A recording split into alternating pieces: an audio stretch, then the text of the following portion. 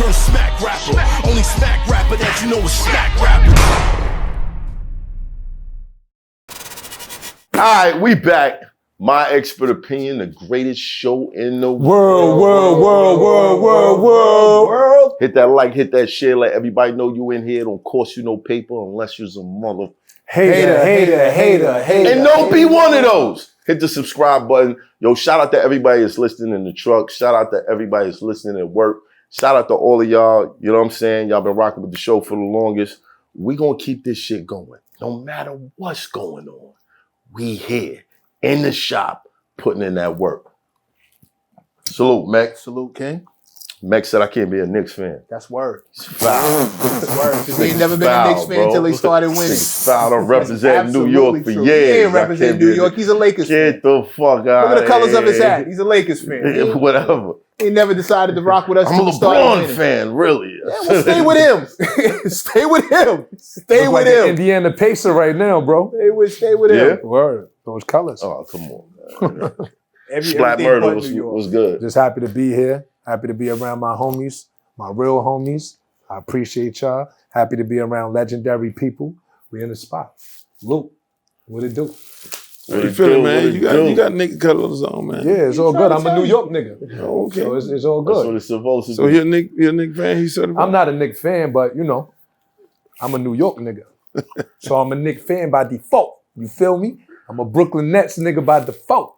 Brooklyn, New York. So how come he could be a Knick fan? He can't be a Knick No, I'm not a Knick fan. How does that work? I'm not You a just Knick want to hate fan. on me. I said I'm He a just New want to hate York on nigga. me. He's a LeBron fan. And he talks trash about the Knicks until they start winning. Now all of a sudden he wants to be down. But when they was down, he was kicking dirt on. I just love to see New York win. You want to act like you always okay. been in the car. I'm not a fan. I just First like of all, to see Knicks niggas. fans talk trash about the Knicks all the time. I can't. I don't couldn't care be about one of the them. Nets to talk trash about them. I don't Listen, care. I don't man. care what y'all do. You Shout got out- that team from New Jersey. I don't Shout care out to what y'all Pat do. Ewing, man. Shout out to Pat Ewing. It was foul what they did to you, bro. And even he's saying once a Knick, always a Knick. Yo, he's not on your side, bro. He's not gonna come help you.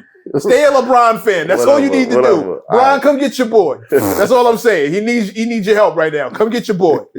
I put in the call. There was supposed to be some jiggling going on in here, but it's a Probably for the Tuesday. I best. don't know what's going on. It's a They had Tuesday. Taco Tuesdays. The Tuesday squad never looks that great. Probably for the Before best. Andre 3000 said the South has something to say, this man was showing us how they play. FREAKNIK from the first of all, 2 Live Crew getting banned, and then making banned in the U.S. to some of the craziest parties that I've ever seen on videotape, to just turning up, like super turning up. We got Uncle Luke in the building. Luke. Appreciate it. Legendary. Besides, He's like a kid in the candy store. Look at him. Look at yo, like because he just- it's Luke, It's like bro. you just met Santa for the first time. Look at him. Bro, He doesn't have strippers listen, in his I was a pocket, little bro. kid, man, watching my older cousin. What y'all watching? Oh shit! They doing that in the parking lot. Oh my god! I can't wait to get grown.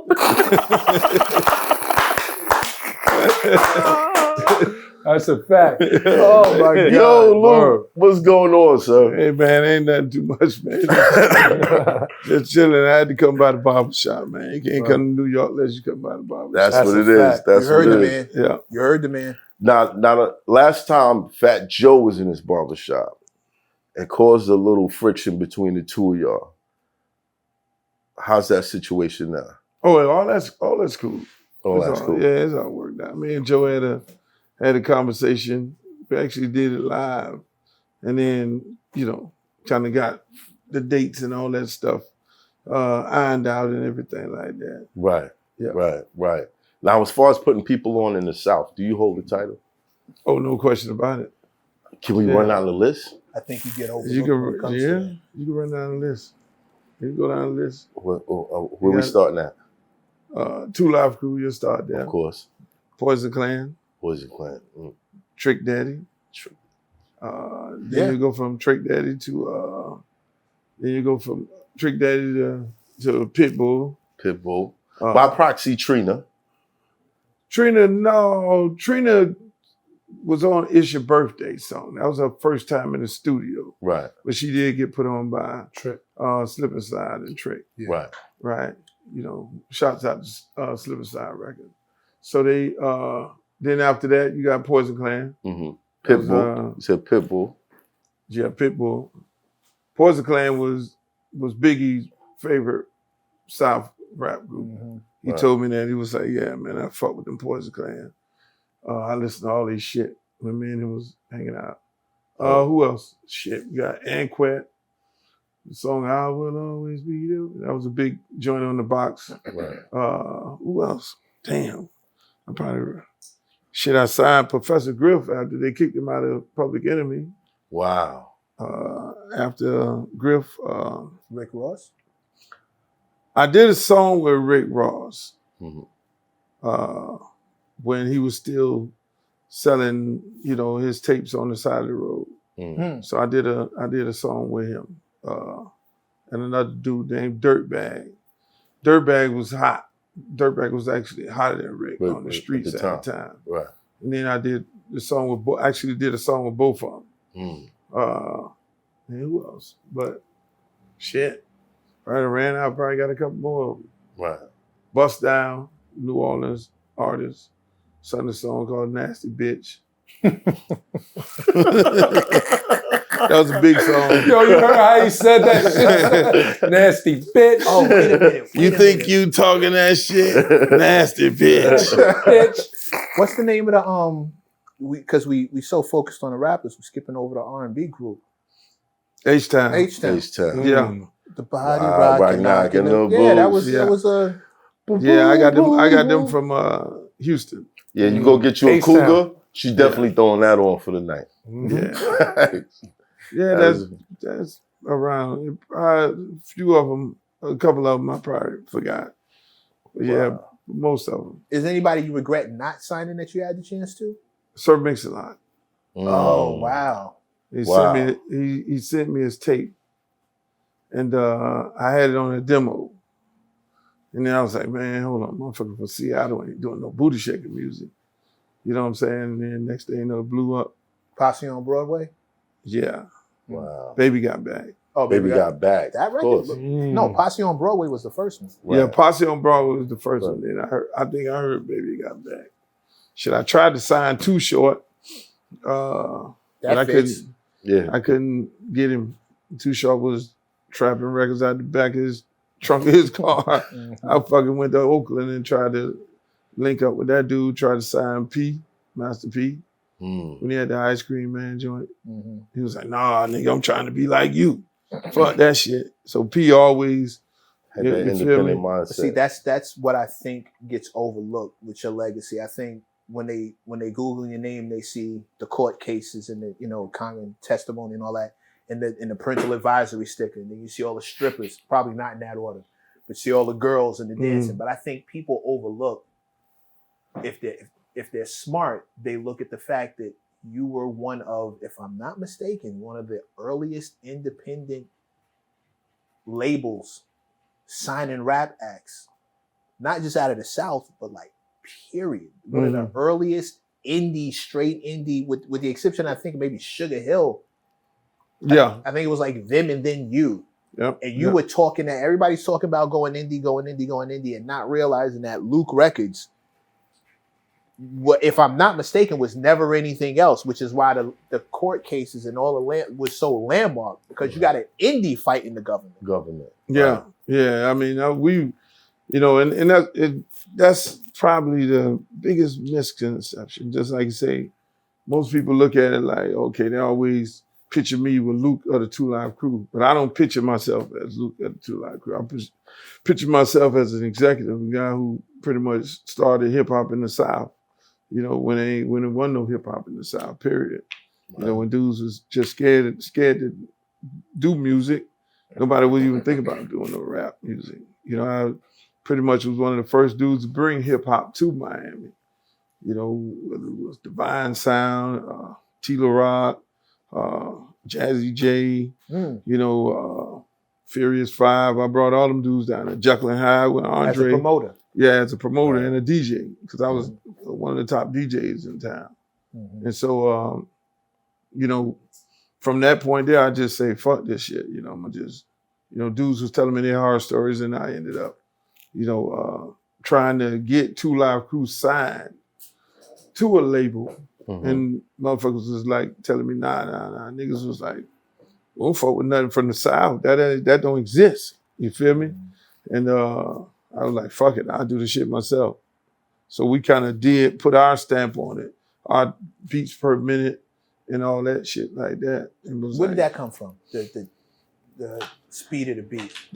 From Miami, because Miami is, most people think Miami is the South.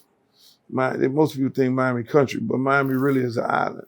It's made up of Jamaicans, Bahamians, Haitians, Cubans, Puerto Ricans, Dominicans, all that shit. So it's really an island, and it's a melting pot full of all those cultures. And one thing all of them got in common is all the beats is fast. You know, everything is up tempo. Right. And so that's, you know, me being half Jamaican, half Bahamian, you know, the bass came from that. You know, we used to record in Bad Boys, the dudes who did the Bad Boy song. We used to Circle House. Exactly. When it was it wasn't Circle House, what you see it is now. It was in a fucking a garage. And we would, you know, do our music in there. You know, because they had the driving bass. And then the bass came from me being a DJ. You know, our thing, unlike anywhere else, was how many bass being speakers you had. So we had like 64 speakers, and it was like all about driving bass. You know, and so you had to have bass in the record, number one. It had to be up tempo. So that was basically the style of music that was created by me. And the girls were always there. The girls wasn't always there. The girls came while I was DJing, because I DJ'd. We started DJing at this one not teen disco, but a skate ring. And across the street from the skate ring was a strip club, Tootsie's. But Tootsie's was small. Right. It was in a little strip mall. That shit is huge now. Yeah, exactly. Shout out to Tootsie's. Exactly. Right. In a private room. You got Tootsie's on the way. We still waiting. I'm gonna hold you to that shit. You hold me to that shit. You can't have me come up in this program. Hold on. Oh shit! You gotta get on the phone again. You gotta let them know. Yo, where they at? What? You're fired. For like a good hour. Yeah. They're good? They look good? No, we need bullet wounds. See how you ain't answer that? Yo, he said we need bullet wounds and stretch marks. Luke said we need bullet wounds and stretch marks. He said send the Tuesday shift. I guarantee you that's what was coming. I guarantee you that's what was coming. From Brooklyn? Look, just said, look, they say pictures? Where the pictures at? They from Brownsville? Oh, God. No, not the pictures. Listen, everybody who's watching. Yo, it's that's Tuesday. Pootie behind you? Get Pootie out of here. Why is your daughter in the She can't hear this? His daughter's in the camera. Oh, God. What's up, Poots? This is going left. This is going so Daddy, wrong. what are you trying to do? Get out of here. What are you up to now? Just send them by. 2310 2nd Avenue. And you know they're not coming for free, right? Yeah, I know that. It's cool. Well, you only got, it's $150 for each of them. All right, 2310 2nd Avenue. Make sure they took a shower. Nah, he Yes. said bullet wounds. Yeah, but All right, that's definitely bullet wounds price. Yeah. Yeah, that's bullet wound price. I can't believe. Well, sure, why not? What do I know? Blurt the address. I'm just worried about the Tuesday shift showing up. I feel like we're gonna be poorly represented with Luke here. Who that? Oh, that's my homeboy. Oh, okay. Yeah. Right. I don't want Luke to see the worst week. I don't want Luke seeing the Tuesday Luke shift. asked for what he wanted. He said, It's okay. It's okay. Y'all, I mean, I ain't gonna hold y'all to it, man. That's my man Mayhem. He's fine. Yeah, good. All right. nah, it's all good. When people come in, you know we professional with it. We pat niggas down. Yeah, you gotta do You know, that. we professional. I'm just like you, brother. What the fuck, nigga? Like you pat me down for, son? It's all good. Love, yeah. That's my man Love. Mayhem there. How you doing, sir? Man. All right, good to meet you. You brought him back. I see you, bro. Elysees? Okay. I got, oh yeah, the Elysees. I got the Elysees in the spot. Man. Yeah, classic. All right. Where was we at again? We were talking about Before where we got to the girls. Yeah, the inception of the women into the. Yeah, man. So doing. when the guy took me, one of the security dudes, he took me over, white dude. He was like, yo, man, you gotta go to see the strip club. I was like, man, black people don't go to no strip club, man. That's all motorcycle, you know, the shit you see in the movies with all the fucking. What year is this? This had to be about 79 or some shit like that. And so we went over there, saw that shit. I was like, God damn. You know what I'm saying? I'm looking at it, all these motherfucking white girls running around butt naked in there. You know, Miami always had naked. You can get naked. Yeah.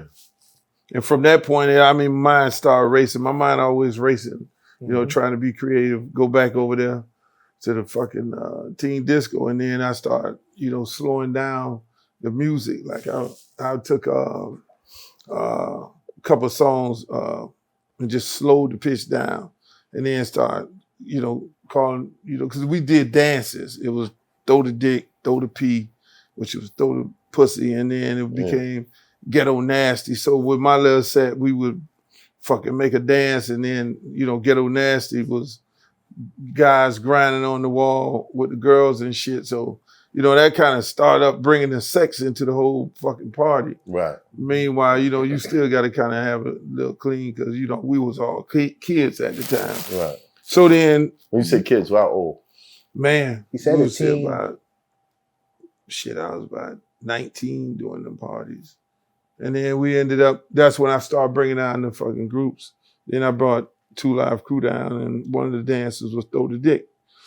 You know, and so. That's crazy. Yeah. So I was like, do a song called Throw the Dick. Do this motherfucking song, right? Right. And so, you know, when you listen to Chris, who actually, you know, God bless his soul, Chris, he from Brooklyn, so he fucking just wrote the shit up and knocked the motherfucker out like in 2 days. That was a song I was trying to sell to everybody, like cut a deal for them for. Right. And that was like the first song that we really did together. It wasn't no clean version to that? It was, after a while I had to make a clean version because, you know, when the shit went crazy and went all over the place. So what happened? They bleeped that name out or you had to change that? No, name? what I called it was Throw the D. Throw the D. Right. So I flipped it and called it Throw the D, but then that's when I created the parental advisory sticker, the sticker y'all see on all these records. Right. Because the kids was getting the shit. You know, we was getting calls and that wasn't the intention. Right. Like kids getting the shit and all that. And how y'all gonna do this? So then I took the idea for the movie theater where they have parental advisory 17. You can't look at this movie. Rated PG to rate it. And then I created a sticker and put it on the record and then called all the record stores like, yo, you know, don't sell the kids this one right here. Right. And so I actually, in all actuality, I was selling two versions of the same record.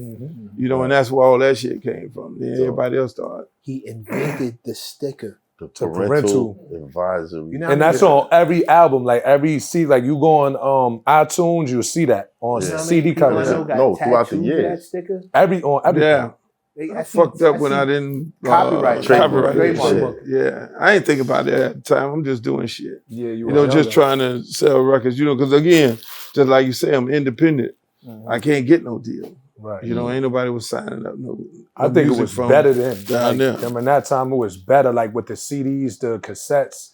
You guys are making a lot more money. Yeah. Oh shit! I mean, I went from street hustle to that hustle, and it became real fucking easy.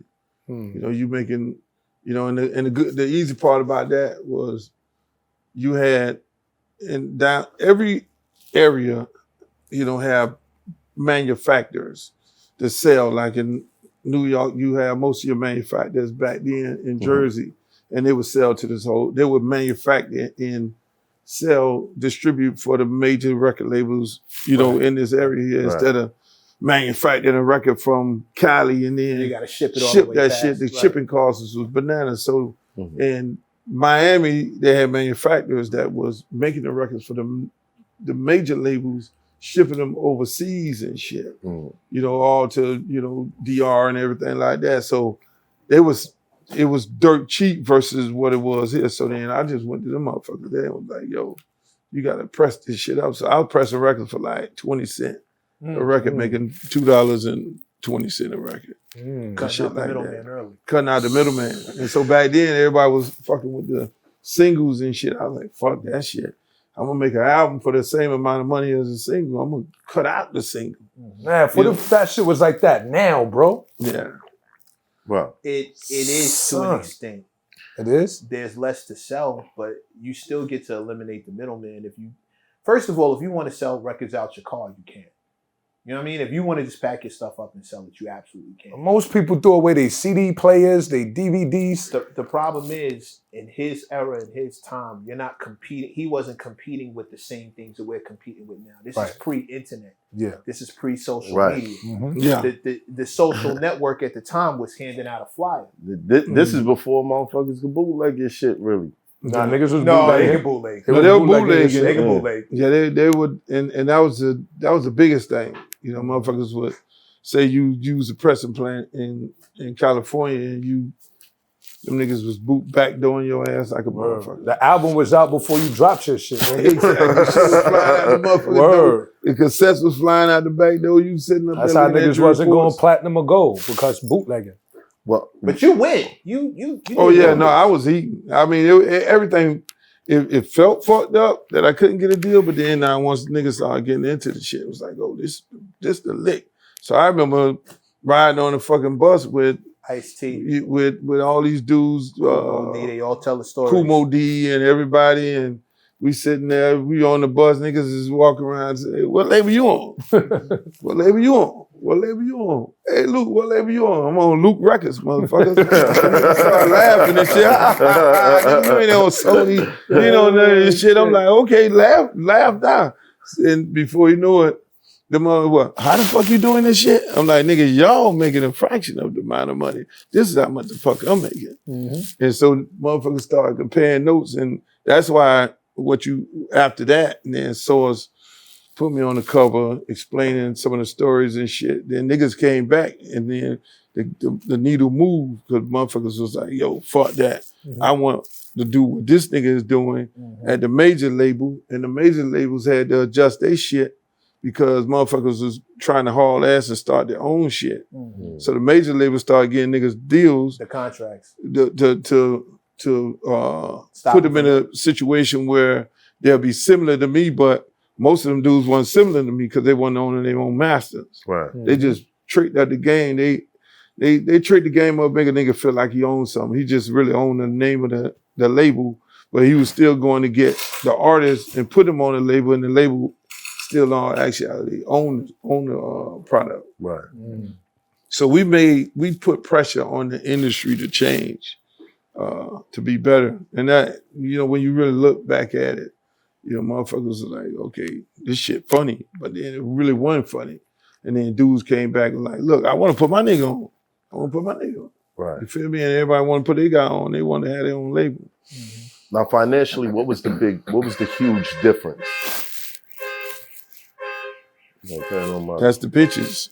Them hoes hot like a motherfucker. They coming out. Oh God.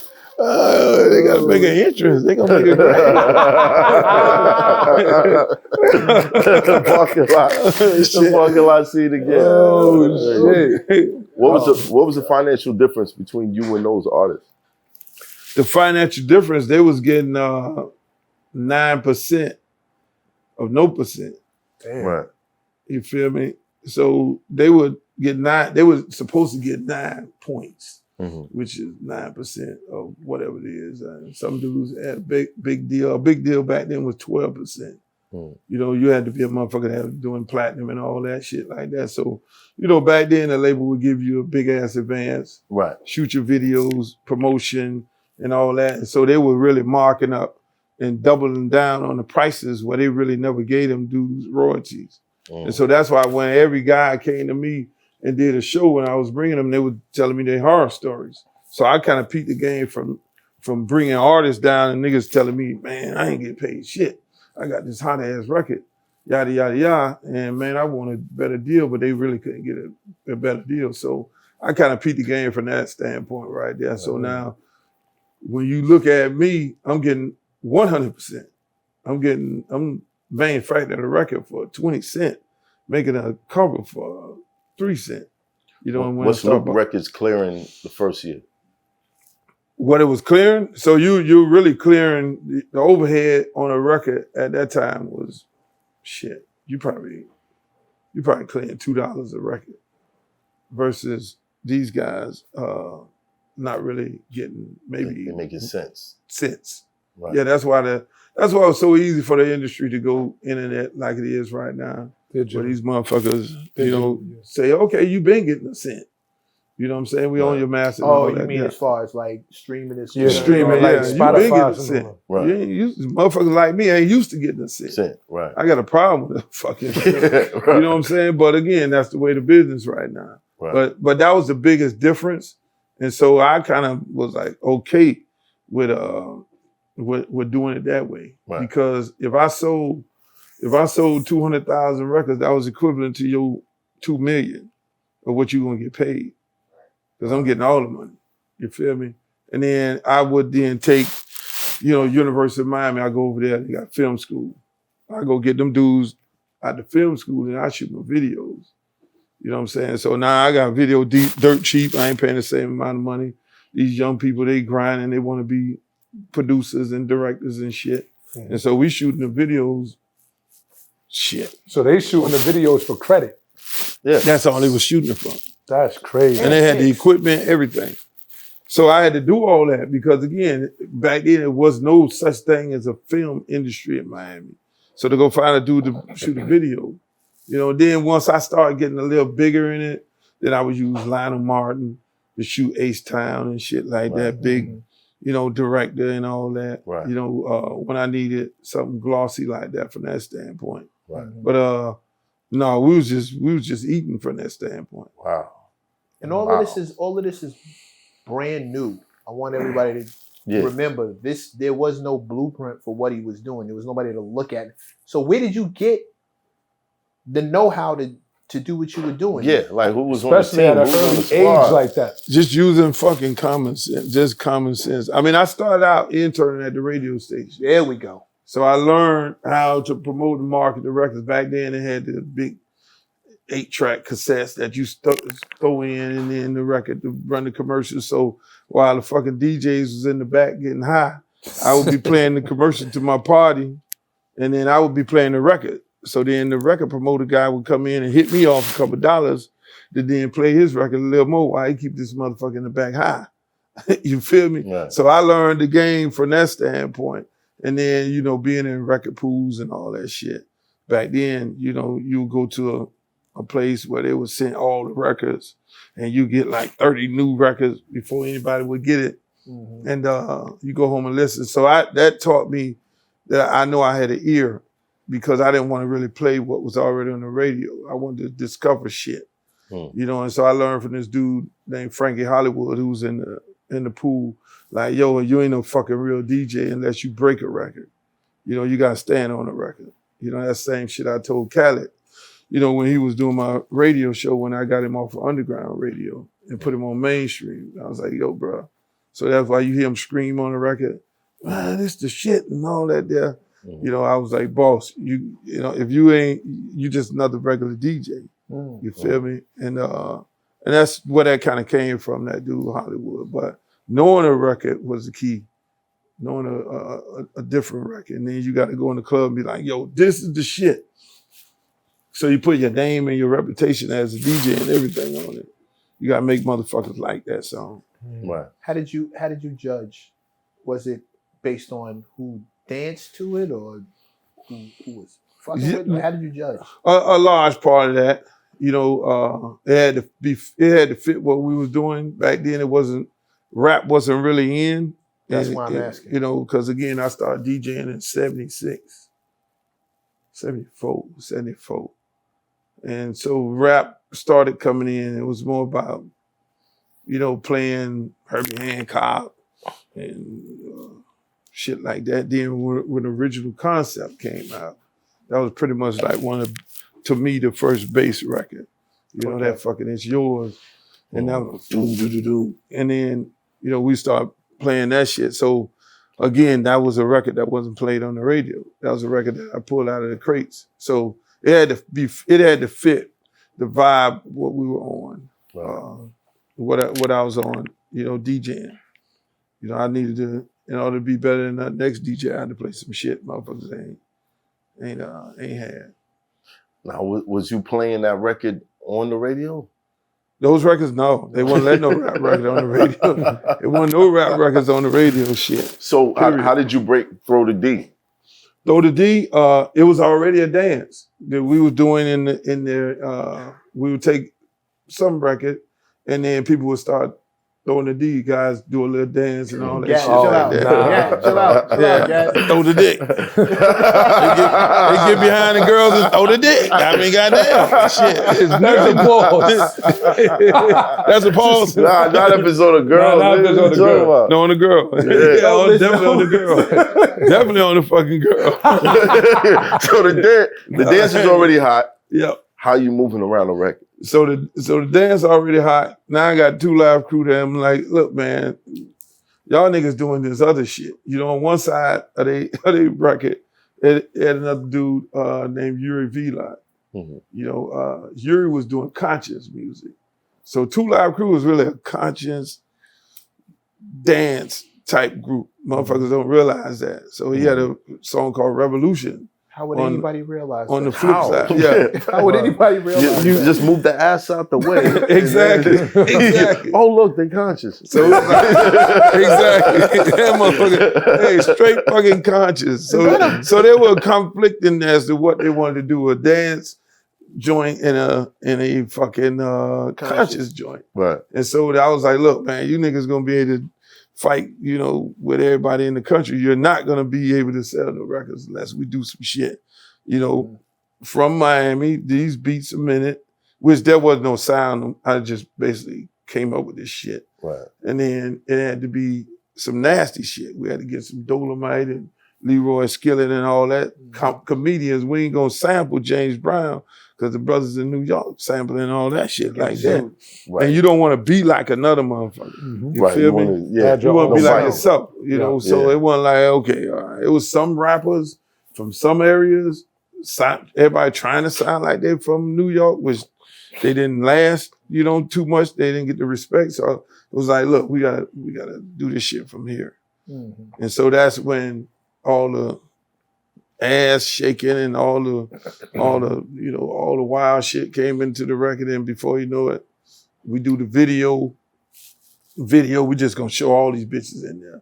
We're gonna show all these motherfuckers doing all these partying and everything like that. And so on the album covers had to be us on the beach, laying down between the girls' ass with the bikinis on. I knew, because I ain't no budget. I ain't no money. You know what I'm saying? I ain't no money. So, but I know if that shit sit in a rack at a record store, it's gonna catch your attention. You gonna walk by looking for Michael Jackson and be like, what the fuck is that? You know what I'm saying? And I time the releases around every major release because I know motherfuckers gonna be lined up going to the store. New Michael Jackson, new Prince, new this. Niggas gonna be lined up going to the store, and before you know it, I'm gonna have an album cover of me with a whole bunch of naked bitches where you can't see, you know, you feel me? Right. And so you gonna grab it, and then you gonna be like, what the fuck is this? Then you gonna turn it over, face down, ass up. Hey, we want some pussy. Fuck shot. Oh, hell yeah, nigga, I gotta take this on GP. It's just that's how it's going down, though. Right. The way he describing it is exactly how it's going down. So that's me with my fucking deranged mind coming up with all this shit because I ain't got no money. I ain't got no money. You know, hey, look, you know, I had to do what I had to do. You feel me? Because you couldn't compete with the major record labels. They got niggas standing up at the door and shit with a stand up and all the big posters and all that big release. So I had to do that on the cover. And then you know, kind of, you know, give them the same energy on a music video. So then same thing when the music videos came out, couldn't get played on no MTV raps and all that shit. BEATZ was like, did this to me, you know, straight up until 5 years ago. You know what I'm saying? Right. So it was like, you know, these motherfuckers was like, hold on. But then Ralph McDaniel broke Video music box. Video music Yeah, box. that was Ralph. our BET. That Thank was you, our Uncle BET Ralph. right there. Ralph sent me over the fucking top in New York, right? Right. So Ralph got Ralph this and shit Bobby. going. Ralph, exactly. Bobby Simmons. Yeah. Exactly. Shout out to Bobby. Yeah, shout So out now to- my shit gets to Ralph. Ralph blew that shit out the woodworks. And then then they invent this shit called video jukebox. Well, we Oh. ordered So they really, I think they stole the shit from Ralph. Because Ralph Video was video jukebox. music box, Right. And then they came up with video jukebox. Right. But that was the call-in. The call-in Right. joint. Yeah. But you had to pay every You had time to pay you You called. had money. to pay because you was calling in with Ralph, right? Yeah, You had to- no, you No, you couldn't call him with Ralph. you couldn't call No. him. You couldn't call him Ralph Ralph. just had the show. You call set him up. with You Bobby. could show all the videos. Bobby. Bobby, Bobby you you could calling. call Yeah. in. Yeah, Bobby that's you what it could was. Yeah, them two right there. I know it's one of them Right. that you can call. So them motherfuckers then, you know, bought, I think, you know, which it ended up becoming MTV2. So then they went nationwide. And so they put the fucking videos on that motherfucker then. That's when we kind of blew up, you know, all around the country because you could show the actual videos. Any majors try to steal your formula? Well, not necessarily because they didn't want to fuck with it. They were trying to shut me down because I was taking sales from them. That I can see.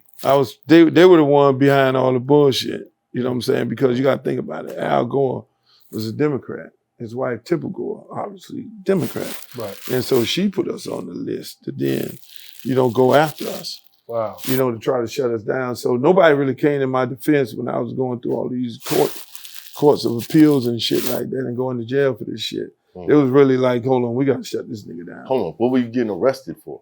That's the thing. I got arrested because, see, what people always know it for is the hearing that I had in the Supreme Court when I won that case, you know, where the parody was protected by the First Amendment. That's when we redid the fucking Roy Orbison song. So that was one case. The other case was the sheriff, Nick Navarro, you know, went into the record store, oh, this is obscene. And then he kind of locked up the clerk who was selling our record. Wow. And then the federal judge deemed the album obscene, Obscene, nasty as they want to be. And so we then had to go in. I had to go in and get that shit overturned on appeal. If I don't get that overturned on appeal, that is case law.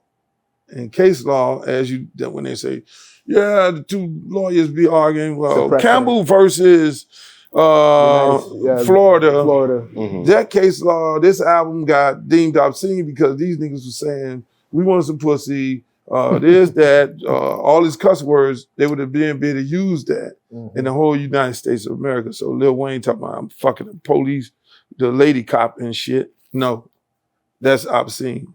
Take that shit off the shelf. Any other any other record that had anything cursing or sexual in that motherfucker, they would have been able to take that shit off the shelf, and because they'd have had precedent, they would have had case law saying that, and that's how the law of the land really run. All the shit you see, the Lottos and the Ice Spice and the Sexy Reds and everything before that shit wouldn't have. They would have had case law. They would have been able to go into the record stores and take that shit off the shelf. People just taking that shit off the shelves. They probably freaks their damn self. What the hell y'all taking that shit off the shelf See, for? Dolores Tucker, I know she was a freak. She had, she had to be a big old freak. Like, It had to be a bad. Y'all don't do this? This music keep getting me in trouble. Gotta get this out of here. Exactly. So all that shit was going on. I had like 3 cases at one time. So when a motherfucker deemed the record obscene, I just went down the street to a club and said, fuck this shit. We're going to perform the song. We know they're going to put us in jail. And so we were fighting all 3 of them shits at one time. So that was a law out there? That was the law in the United States. In the country. In the country. I never heard that. When a federal judge deemed some shit, when they put down the law, and that's it. That's Federal, crazy. because that means it goes everywhere now. If it's a local judge, say a circuit court judge, say this shit is on the books, then that's one thing. But then they still can use it in other municipalities. Right. So you got it overturned. I got it overturned, and then I got it overturned at the same time I had that damn parody case. And if I don't win the parody case, a lot of stuff guys are doing right now, the parody case was actually bigger because sampling. You use the parody cases used all the time for intellectual property on the internet. It's more bigger now, me winning that case, because you use somebody's name and likeness and shit. They use that motherfucking case to then protect themselves as a company and all that. Was it the Do I Diddy song? Do I Diddy. That's what. So it stretched into the internet, that whole case. But if I lost that case, I mean, all that satire, all that fucking comedy would have been done. You could have been sitting up there remaking making somebody jokes, else's song, like that jokes Bobby Jimmy shit, and like you making, like Weird Al Yankovic type exactly shit. All that. So you standing up there doing a show, and then you imitating, me or anybody, then that shit you could have got sued. So all them kind of dudes, they kind of file briefs on our behalf. Did you know all this trouble was coming when the girls when like the women started becoming the forefront of the show? Did you kind of see this blowing up and where this might go? Did you predict what was? I didn't predict it, because again, I'm a jet. I'm listening to these Leroy Skillet, Dolomites, right, Esther, who on Red Fox, and all them motherfuckers doing, you name it. Not Eddie Murphy at the time, Richard Pryor and all that shit. So I'm saying these motherfuckers saying that shit on the record, right? So we just basically was having fun. Right. We gonna put this shit, we gonna sample these motherfuckers instead of James Brown. And motherfuckers gonna laugh. So we thought people gonna laugh. But then when they wasn't laughing and it was coming after us, then I just kept pushing the shit more harder. I was like, fuck this. Y'all ain't gonna tell me what to fucking do. It was the girls that brought all the attention to it, though. Right. Yeah. It started with the lyrics, the throw the D and all that shit. Listen up, y'all. Just forget that old suck my dick and all that. So that started it. But then now when you add the girls on it. Added a visual. The visuals. When you add the visuals to it, and then we had the visuals on stage. So everything we said on the record, we did on stage. You know what I'm saying? So you had all that. FREAKNIK. Yeah. You had. Now, how wild did some of these shows get? Like, wow. It was wild. Never saw none of this on YouTube, bro? Yeah, my wildest show was here we go. at right down the street. Over here? At Africa House? Apollo? At the Apollo. What? I'm barred out of, I'm lifetime barred. Oh my God. I was a lifetime banned. Wow. What did you do? So what happened? Oh my God, y'all too young. Then y'all fucking. I heard the stories. You got that. You got to know the story of the Apollo. Nah, they don't know. We know, but you know. Yeah, right. like it was either Apollo. What the other club we went to? New York. Yeah. No. Listen, the crazy part about what most people don't know, right? New York has always been my #1 selling market. That don't surprise me. Actually, no, that does surprise me. I would have thought. You ever did the tunnel? Tunnel, the tunnel was the next one. Oh my man. God, the tunnel was insane. That shit we didn't even finish in the tunnel. What happened? What happened? What happened? Man, shit. Please break it down. Yeah, man, listen, man. So at the Apollo, right? So we go in the Apollo, who was performing ahead of us? MC Ren was opening up. From NWA. Exactly, right. And that was around the wild shit going on. I'm like, this nigga ain't ready to get out of this motherfucker. He alive, right? So I'm sitting up there like, okay, Ren, we probably not gonna perform it. Probably gonna have a ride in this bitch, right? But Ren did his shit, got out of there, and I'm sitting up in this motherfucker. I think that was my first time coming to New York. So I'm like, as far as performing, because I would come to New York. Traveled up here for the Jersey. Yeah. Shit. I would come to fucking New York. I mean, well, the first time I came to New York, I go in the Red Parrot with a whole bunch of fucking rope chains and shit on, right? I'm rolled up in that motherfucker. Jeez. You too young. You don't know about the Red Parrot. You don't know nothing about the Red Parrot. Right. So I go roll up in that motherfucker right there. And all the gangsters in that motherfucker on a Sunday night. Hey, I don't know no better than my other homeboy. Right. Versace Neil, this nigga got diamonds and shit. We all up in that. I was looking like food. We were looking like motherfucking Christmas we dinner. were looking like flies waiting for shit. We looking like shit waiting for the flies. Hey, sitting over that motherfucker, but now we stopped because you know we kind of fucked up like that back then. So we sitting there, man, like, hold on, man, these niggas looking crazy. You already know when a nigga finna get got. Right. It's like, hold on, we in the wrong goddamn. I don't know who. I'm still trying to remember who told me to go to that motherfucker. Right? Shit, we had to leave out that bit by the time we was shooting our way out this motherfucker. Right? No, but that was crazy. But then going back to the Apollo. The Apollo. So you know you got to perform. You know, like this the fucking Apollo. This New York City.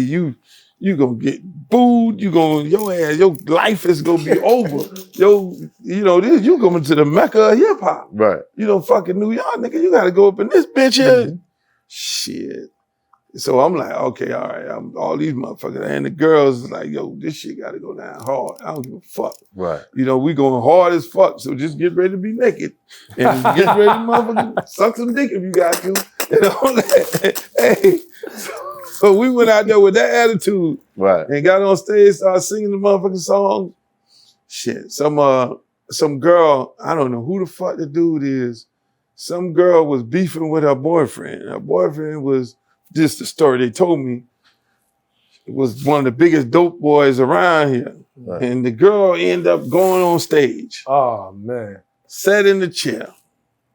You know, we had to sitting in the chair. Right. You know, the girls, you know, either eat the girl out. Hold on. Was there a curtain up? Or no curtain. Nah, it's just straight in front of everybody. No, it's straight in front of everybody. That's crazy. You know, either eat the girl out, the girl either suck the dick, whatever. So the girl's freaking the girl. You know, you had 3 chairs up in there.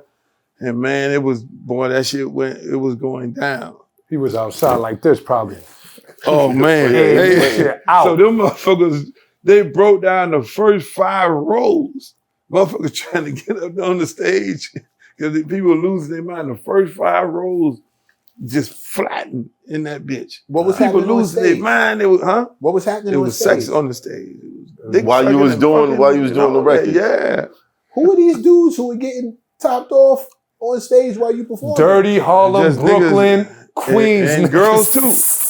And girls too. So that shit, man, I'm telling you. Hey, them motherfuckers at Apollo said, hell no, never no more. And then we end up, motherfuckers wanted to replay, then we end up going to the fucking tunnel. To the tunnel. Oh man, and everybody was naked in the tunnel. Everybody was naked. Everybody. That shit was banana. How many girls did you bring? They just had chains on, man. Shit, I'll bring like 4, 5 girls. The girls was pulling baby dolls out. You know that one girl that would take a baby doll and stuff it in a vagina, and then she'd pull it out. I'd be like, yeah, she getting ready to have a baby. Then she pregnant. And they'd be like, oh, fuck. Y'all want to see this motherfucker have a baby right now? And she pulled out a Barbie doll out of joint. And the other one had pearls and shit coming out. Long ass pearls. I've seen the pearls. You saw the pearls. I've seen the pearls. You've been to the pearly gates? So them shows got fucking crazy. In the midst of all this chaos, and you're watching the show from the stage. Yeah, I'm the instigator. Right. I ain't never you're on the stage, yeah. But you're watching the show just move into the audience. Yeah. And the audience is now part of the whole show. What are you thinking at that moment? I'm back then, because all this governmental shit, I was just pushing it harder, like harder. You know, everything about what I was doing was like, fuck the government, fuck everybody. You know, we're going to turn this motherfucker out. It got to the point where other artists didn't want to perform with us because they knew what we was going to do and just turn the whole shit upside down.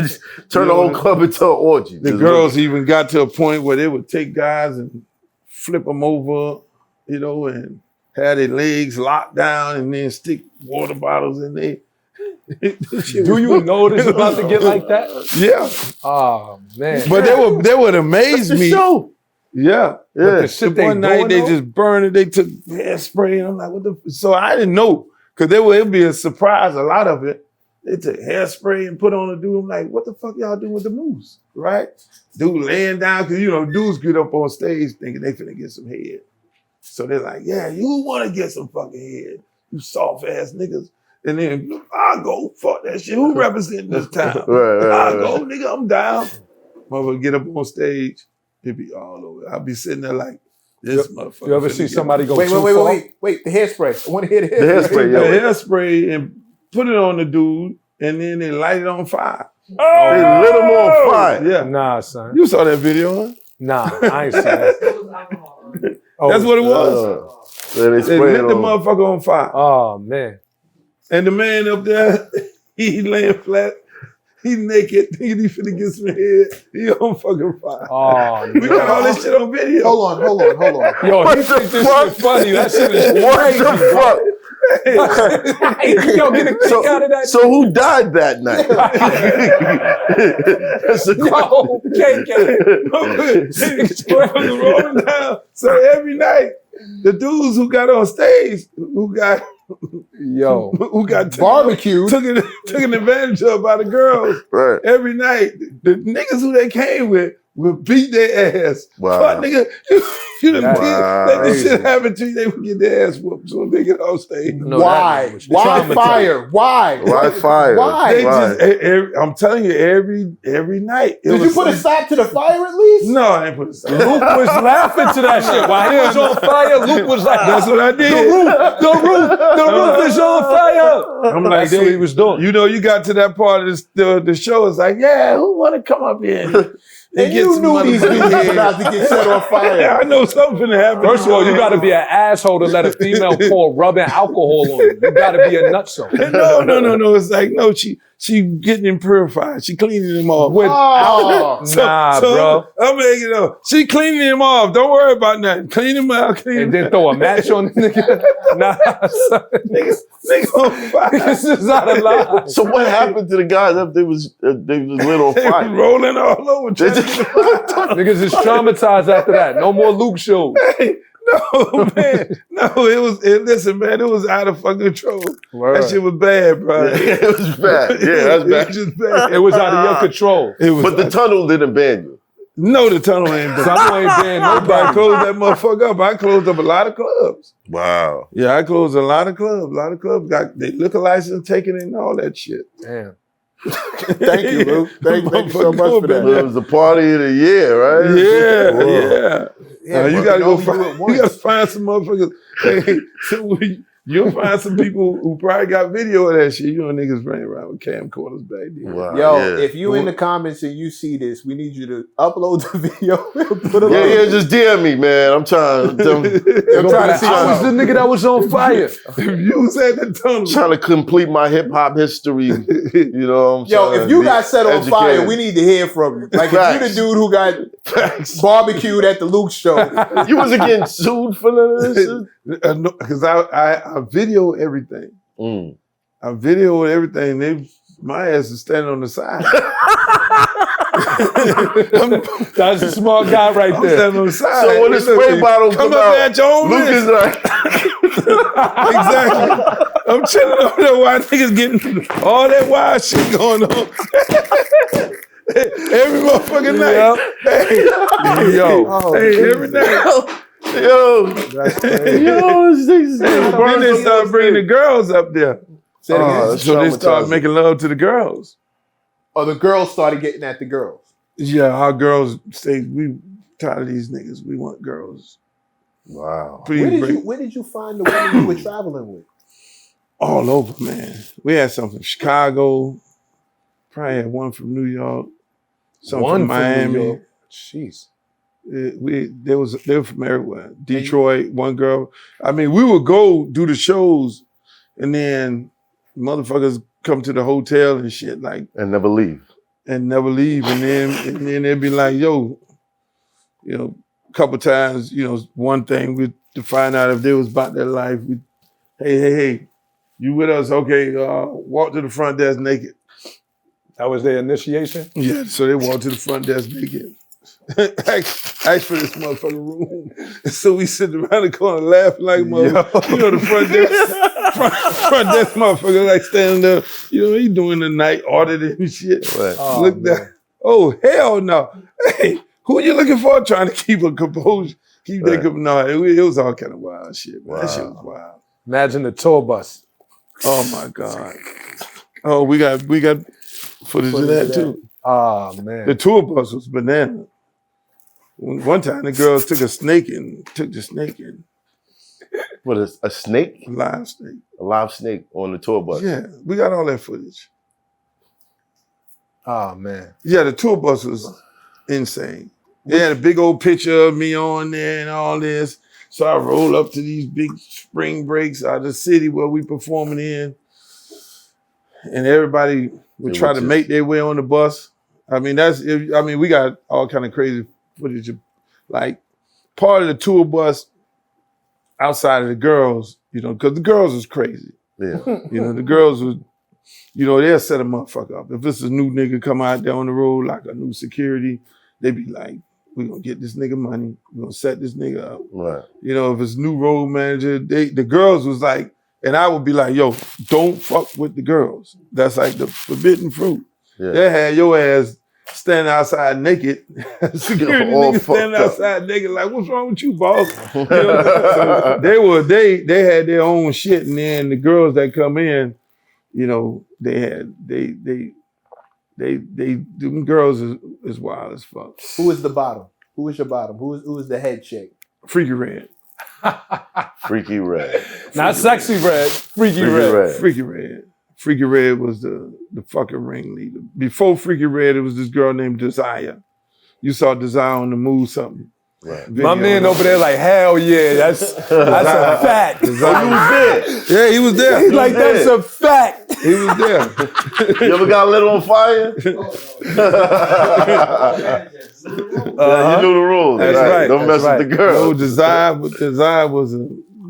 was the one. And then it was Freaky Red. Then I just totally tamed that shit all down. But Freaky Red, Freaky Red was, man, she was Freaky Red. Then I had this other girl named Carla. Carla fucked up Willie Burton. Willie Burton was a basketball player for the Heat. Mm-hmm.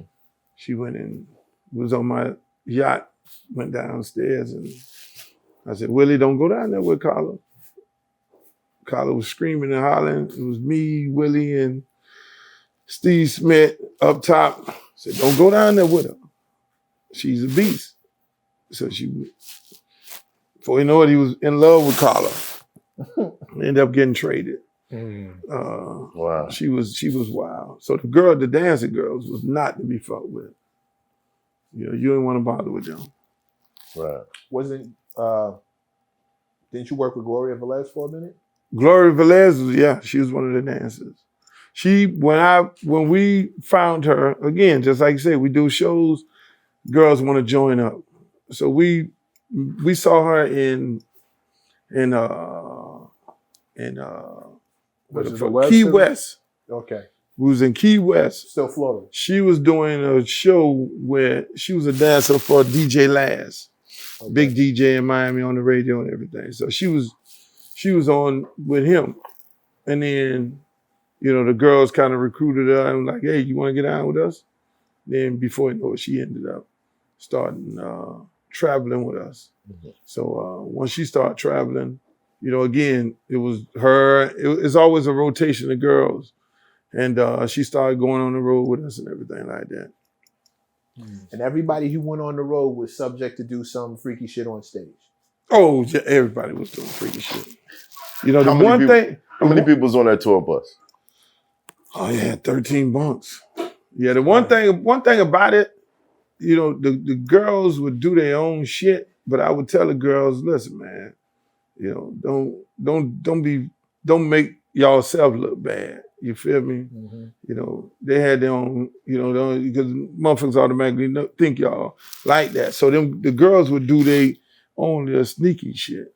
Mm-hmm. So, but then the head girl, like Freaky Red, she kind of ran all the girls, dealt with them. They sure they had the right outfits, do the routines and all that shit like that. But she like when the Glory Girl said the little slick shit on the social media.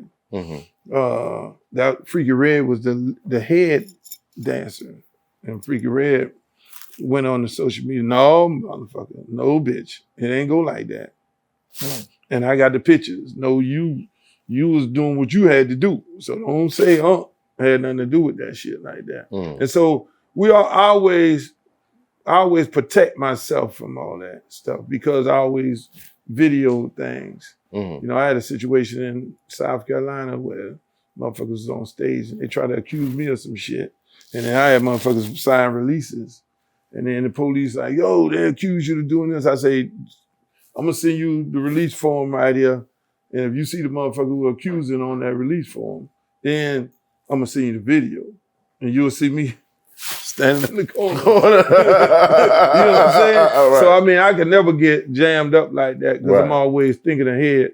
I'm always thinking, wow. Yeah. Gotta sign NDAs or something. Hell yeah. So that's why ain't nobody could come like straight up and be like, yo, Luke did this. No, Luke ain't doing a motherfucking thing. You did whatever you want to do on your own. You feel me? If you want to go, get with a celebrity or some shit like that, that's on you. You know what I'm saying? You want to go get with a basketball player, that's on you. We don't fuck with you no more. Because I ain't running no whole house. Right. I ain't no fucking pimp.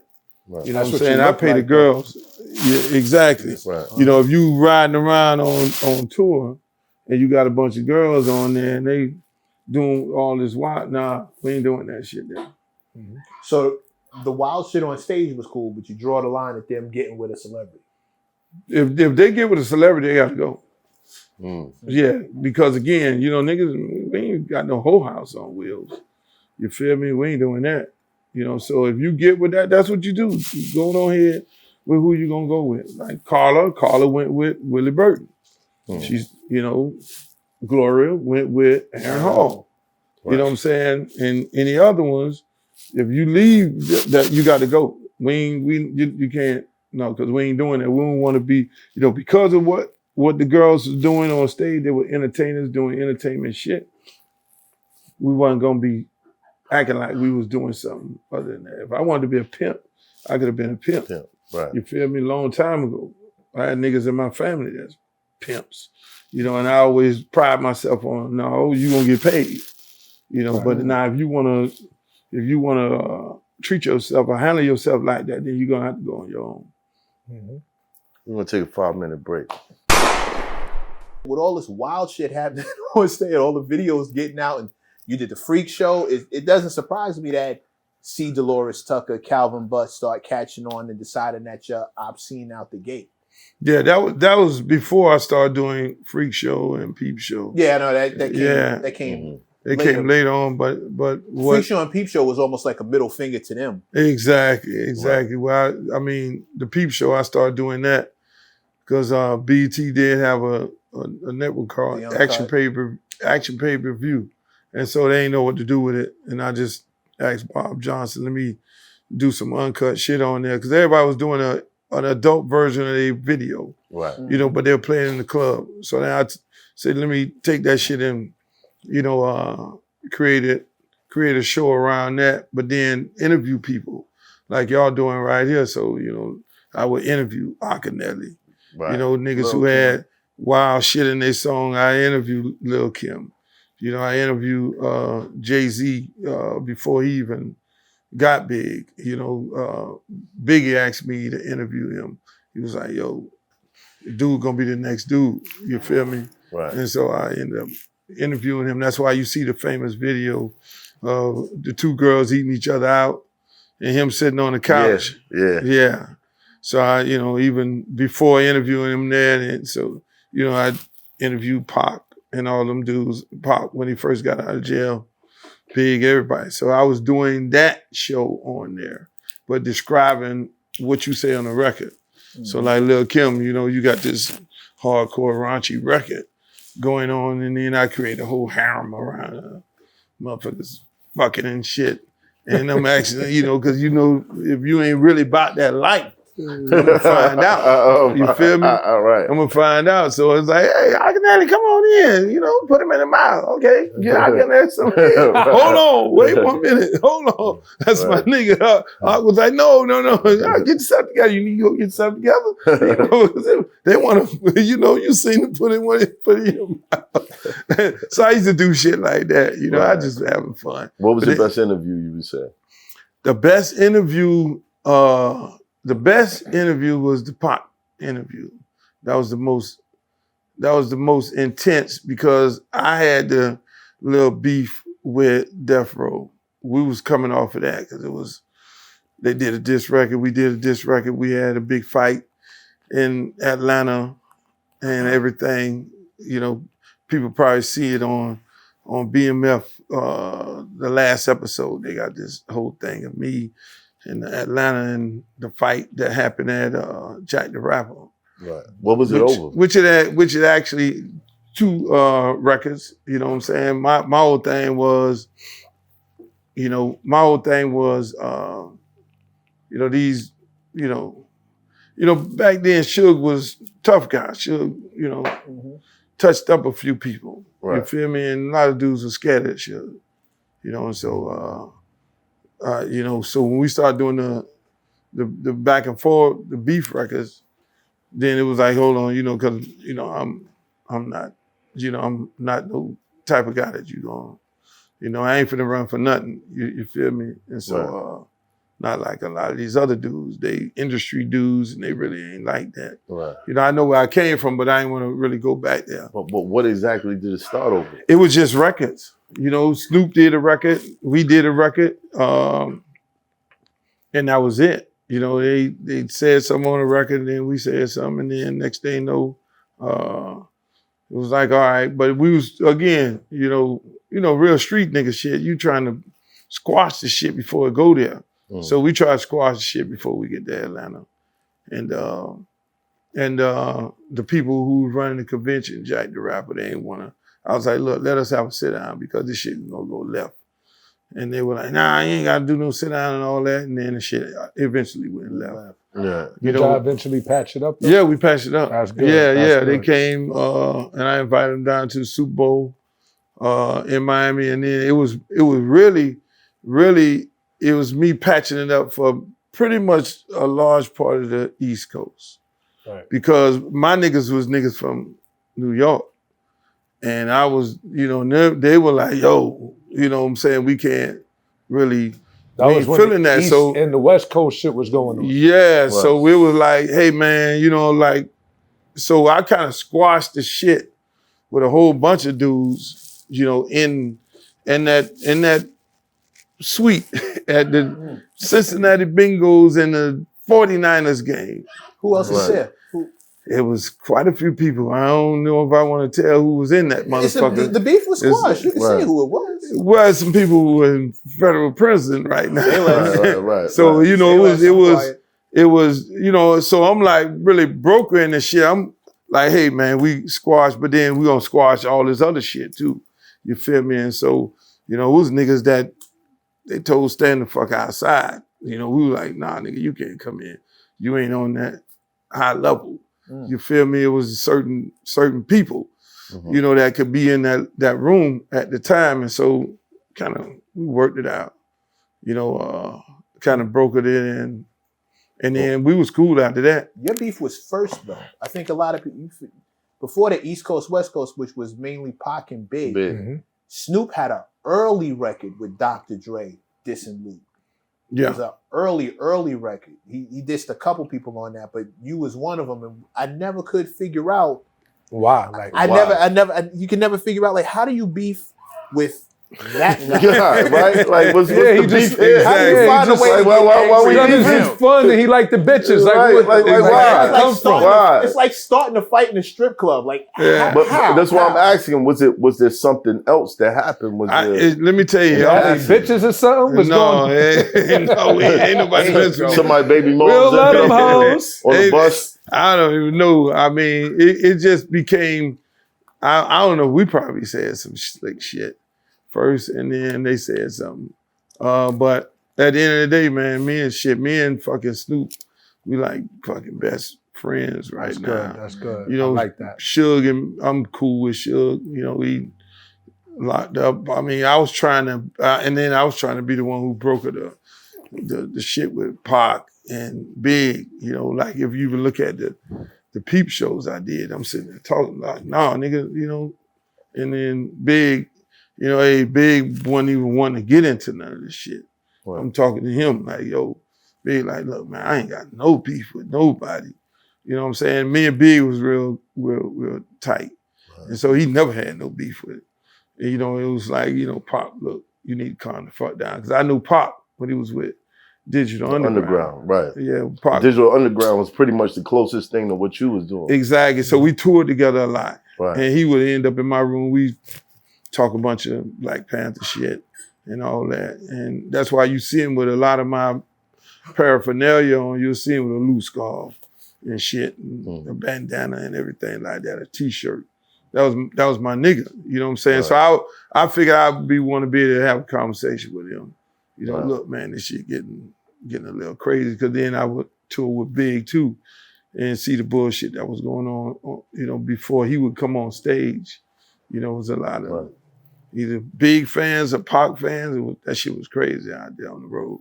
You feel me? So, you know, dealing with all that, you know, trying to just squash shit. That's when I became Uncle Luke to everybody. You know, Uncle Red started screaming my name, Uncle Luke on the radio here. Red Alert. Yeah. Shout out to Red Alert. He told us that story. Yeah, yeah. And so I became Uncle to everybody, just trying to be the motherfucker that, you know, cool off everybody. That's good. How nervous were you when you found out that like the U.S. government was beefing with you? Man, I thought I was the perfect person to fuck with. I thought I really got the right one. They got the right motherfucking one. I got time today. Right. Anybody else saw that answer coming? I didn't think. No, man. Let me tell you, my daddy, you know, Jamaican, and my uncle Bahamian. Yachty, so, you're from exactly. Yeah. So so politics is, you know, is the conversation. So on the weekend, I used to go stay with my uncle, and he wouldn't I couldn't look at no fucking, me and my brothers couldn't look at no cartoons. We had to know how to read the paper and look at the propaganda in the paper. We had to know how to read the news, you know, at the same time.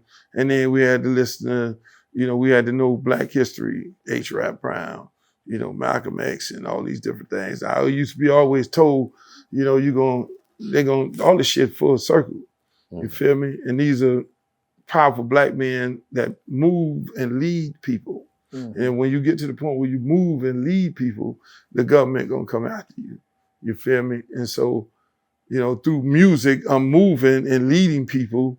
And so, you know, with all that knowledge I learned from them dudes there, you know, and all them teachings and the books, and then I kind of got down with some real serious Black Power movement guys and started getting in. That's why me and Pac had so much in common. We would have them conversations. And so when they came after me, I already know the government was gonna come after me. You know, I know, okay, I'm not affiliated with no record label. Because if I was affiliated with a record label, it'd be fun. You know, it'd be, I mean, you had Andrew Dice Clay saying the same shit. Yeah. You know what I'm saying, on the fucking record. So it's like when you look at that, like, yeah, they fucking with me. They really fuck. They got this dude selling records, you know, comedy records, same shit. So when they came, you know, I already know it was gonna be a fight. I didn't have to fight these motherfuckers. I could have just laid it down and probably had some more M's in my account. But then I was like, nah, fuck this. I'm gonna go hard for the culture. Mind you, all the rappers is going against me. Like, fuck this nigga. You know what I'm saying? That's when I really had the little problem with the Kid and Play and all them, because they got on Donnie what is this? Donnie Simpson and just started talking shit. You know, oh, that ain't hip hop and that ain't this and that ain't that. You feel me? They doing that wild shit, but not understanding the big effect of it all. Don't, you know, and you know, after time, me and them dudes, we straight. You know what I'm saying? Like I'm always a peacemaker. Right. You know, it ain't all about beef. You know, I didn't see enough niggas die in my life, you know, of dumb shit.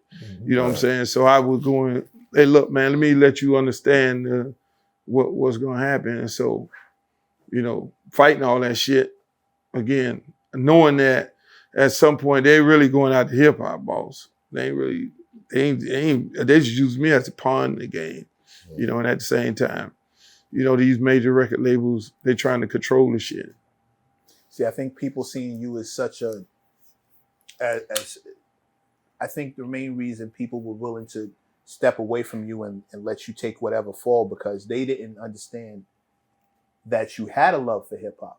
Right. I don't think anybody saw that until you actually said something. I think it was probably pushed by whoever they were dealing with up in them offices. No, labels definitely wanted to get him out the paint. Right. 100%. Right. But even the artists who were, you know, waving the flag, they don't look at him and say, he's one of us. They probably look at him and this is from me. This is from me reading the magazines at the time and, like, you know, having the Source magazine, seeing what was being said. They looked at him like a gimmick. Mm-hmm.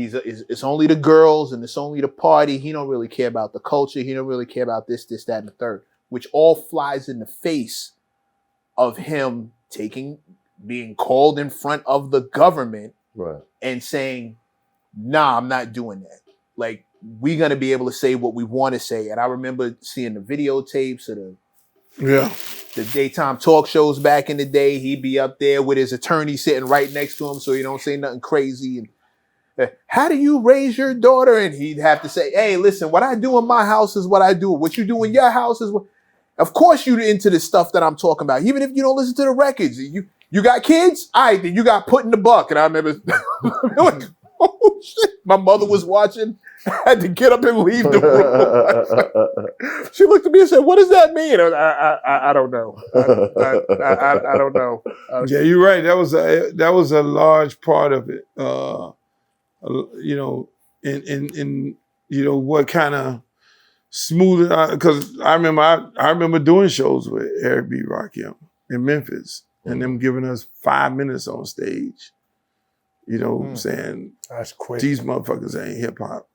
Get their ass 5 minutes. You know, and we want to fight everybody. Going to Jackson, Mississippi and Run DMC, a group that I just was booking. You know, oh, get these niggas 5 minutes on stage. So I remember going there, we went up on stage. Oh, we gonna take this 5 minutes and fuck that shit, mix Scratch Peter Piper for 5 fucking minutes. You know what I'm saying? Right. And that's why I created We Want Some Pussy, and I'm calling them pussies. Hey, we want these pussies. You know, and then they come rush the stage, and now we got this Mexican standoff. Right. We got tools and things, which is, I don't recommend people to do that, but it was a lot of that going on. So just like you said, a lot of the artists that was not embracing it, but then, you know, guys like, you know, and dudes who when I booked them, they knew me. You feel me? And they would be like, co-sign, like, nah, that nigga for real. You know what I'm saying? He just like you say, understands the culture, embrace the culture. So it became, you know, a lot of the artists had to pretty much get checked by dudes who was rather in management or other artists that I knew that put down. And then, just like say, then fucking got Funkmaster Flex then plays the I Wanna Rock song, and then that shit just went out the ceiling here, you know. And I always used to, you know, sing the song if you ain't a star unless you fucking make it on Broadway. So that was like, okay, all right, shit, I got a record being played now in New York, you know. And so that was it for us, for the most part. But walk me through the trial. Walk us through the Oh, the shit. I mean, you know, you got the one trial where we won in Supreme Court. You had they sued me, Roy Orbison, the Pretty Woman estate, sued us for Pretty Woman, and then we ended up, kept going back to court. They win, we win. They win, we win. They win. So then the case got heard by the Supreme Court. That's basically how it works in short. And then at the same time, I got the sheriff, like I say, put one record says obscene, then it goes federal judge. That was C. Dolores Tucker and Yeah, that was Nick Navarro, Dolores Tucker, and all them was being pushed by Al Gore's wife, Tipper Gore. You know, all of them being pushed by that whole movement first there. lady. Yeah. Well, she was the second lady. But you know what I mean. The vice president's wife. Right. Yeah. By that shit, that's why he even become the president, because he lost in Florida. So shit went full circle. Motherfucker, hey, you want to fuck with the Florida nigga? You sitting there trying to count votes in Florida. I'm like, okay. That shit ain't finna happen. And that moment, so that kind of fucked him up from being president. You know, fucking with me. So I mean, when you look at it full circle, so at the end of the day, that case went on. So now they deemed the record obscene. Then we go do the party. Then they put me in jail, put me and the other members in jail. And then we didn't get that shit overturned. And then we win the case by singing an obscene record. So, I mean, but then that don't stop it, because every city you go in, some motherfucking sheriff who running for office or some mayor or some councilman who trying to get some juice behind his name, he gonna go show up at the airport. Y'all ain't singing them nasty songs here. Fuck you, we singing the nasty songs. And I find a way to escape every night. Like I tell them, I mean, I was probably another first pyro fucking rapper, because I know how to make bombs. And so so I know how to make bombs. How do you say that and just stop the sentence? I know how to make bombs. Right. So we would put them in the containers and shit. Instead of using the boom, we would use where you black out. So I would be like, police stand over there ready to put me in jail. They stand over there. Yeah, we got the handcuffs. Yeah, motherfucker. I'm like, yeah, motherfuckers. Yeah, don't sing the song. Yeah, the police over there can suck my dick. Boom. And everybody, and I jump in the audience, change the clothes. I mean, somebody call, I don't even know. Yo. Now you see me. Now You had the ninja smoke. You had the cartoon shit. The cartoon shit. It go boom. Black motherfuckers' eyes out. No, I had all kind of shit. Oh, shit. I had all kind of ways to escape. Now, I had a goddamn, if you think I'm finna cuss these motherfuckers out, they gonna take me, beat the dog shit out of me. Oh, shit. Oh, man. Yeah.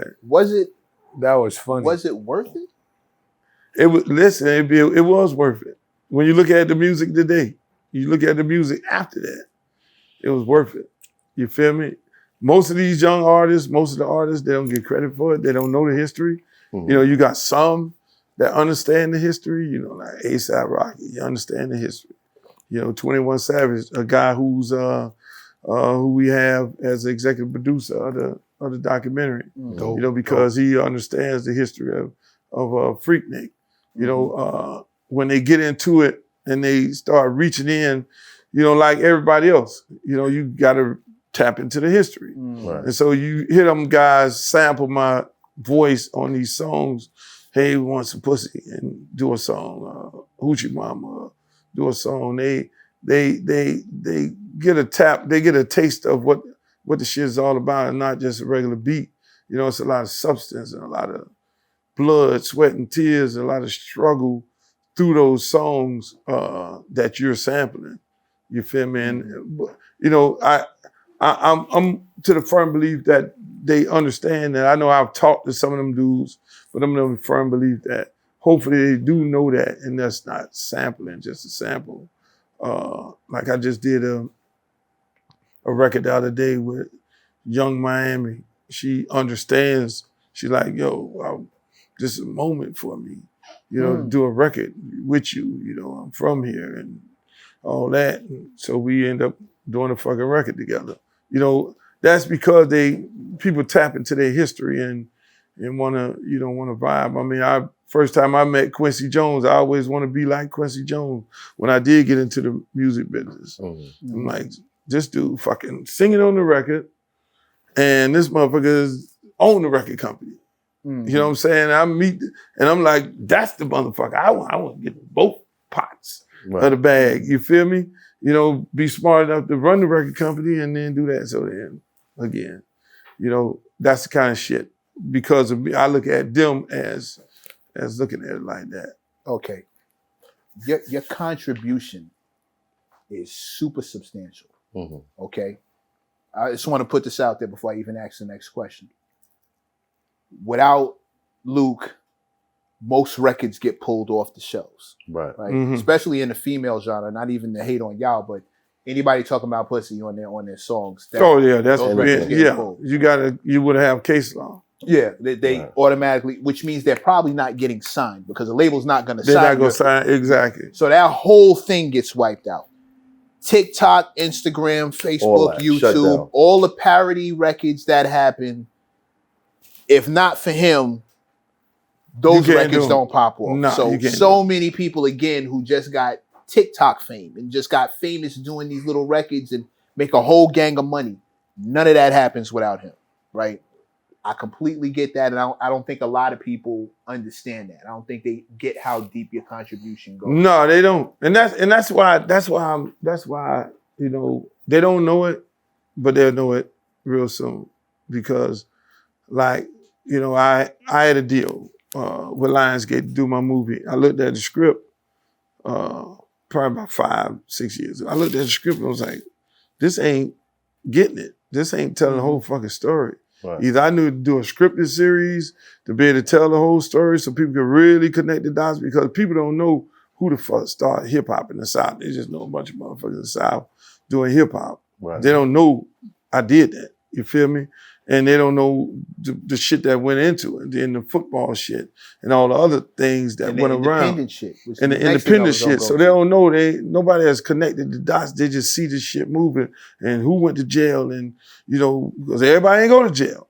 Ain't nobody call up and say, hey, man, Luke, man, you need some help with some bread to fight this shit because we understand that, nigga, if you don't win, goddamn it, we ain't gonna win. But then them motherfuckers was just straight hating right there. We just want this nigga erased. Because their mindset wasn't thinking about, I'm gonna sign fucking Lil Wayne. I'm gonna sign a nigga that's gonna be, you know, cussing on the record. I'm gonna sign another nigga that's gonna be saying, hey, head and mohead. They were like, nah, we weren't doing that. You feel me? Right. And so their mind wasn't there. But then now everybody's mind there. Now you gotta sign a motherfucker, talk about fucking and sucking. And if you ain't doing that. So my whole thing, like for the last 5 years, I'm like, I'm getting into this after the script. Let me get out of this deal, and I got out of that deal. I'm gonna just cut my life story. I'm gonna create a film company. I'm gonna just cut my life story up into different pieces and tell the stories. Because I used to be angry when Vibe magazine ain't did no article on me. I was angry when I ain't get recognized by BET until the black woman. Connie Johnson came on, you know, she took over for Stephen Hill. Stephen Hill would never fucking honor me. That was probably his pledge on the wall. I would never fucking honor this motherfucker on no hip hop show, or he would never be invited to nothing for BET. You feel me? And she came in, so then, and kind of, you know, gave me my respect. Right. You know, was the first person to do that, you know, and I really appreciate that from her. But I look at it and say, you know, that's fine. I'll be the Rodney Dangerfield. Now I'm gonna be able to tell these stories. So FREAKNIK is one of them stories. This young lady here came and created the whole shit and came up with the ideal and say, you know, shit, we gotta do this shit. Oh, let's make this shit happen. And then we build it up. Now it's probably arguably one of the most talked about, anticipated documentaries in years. You know, Salute then to you, you. Salute. Yeah. Salute to you. then Exposing all those aunties. yeah, Yeah, my brother. Yeah. hold on, brother, exposing all the motherfuckers. It's gonna fuck up some households left and right. Yeah. Dad coming in, put the briefcase down, his wife sitting there like, nigga, we need to talk. Yeah, nigga, you up there talking about you the pastor, motherfucker. You up there doing this shit here on the motherfucker. You, Wow. Hey, Aunt Betty, damn, Mommy, Aunt is that you? Are there any like notable people in that footage? There's a lot of them. Damn. She said, She know. She know. Damn. Hey, let's, Not the footage. I mean, we have notable people interviewing. Right. Like, of course, JD Low, CeeLo Green, Killer Mike, all of those types of Right. shit. Let's talk to the guys. and all of them was there. Yeah, and all of them. Yeah, it's some people in there. Somebody. It's somebody is somebody. hey, so you know what I'm saying? Hey, You get a kick out of this shit. You heard Hoffa? no, I'm having a ball. And so you take that part of my life, then the football shit with the kids. We did that with LeBron, your favorite player. Why you not a Knick no more? So we did a show with him called Warriors of Liberty City that was on Stars. So that's part of my life that would have never got into the movie.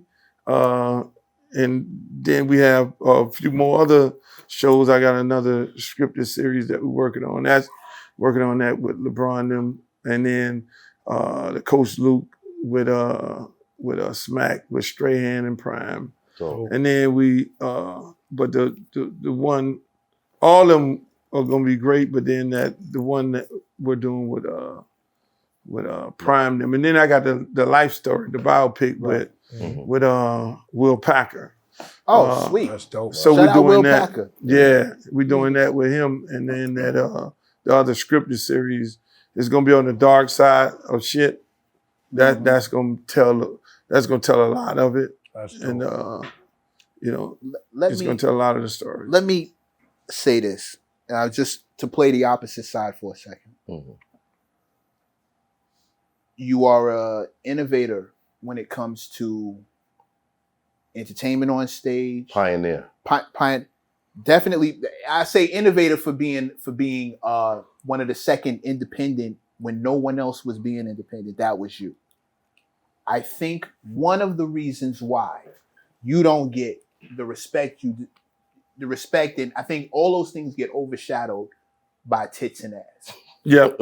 And I think the problem is, I think the problem is people are slower to give you flowers because there are a lot of people who feel as if what you contributed is to the detriment of hip hop and black people in general, AKA strip hop, coin that here, strip hop and chicks talking nasty and being able to curse all wild and sex. I think people see your contribution outside of being able, having the freedom to say it, freedom to do it, freedom to make all this money, et cetera, and a blueprint to how to get it popping. I think people see that part of your contribution that just so happens to overshadow everything else as negative. To them, what do you say? That's a small amount of people. They just straight haters. They don't want to get credit where credit is due.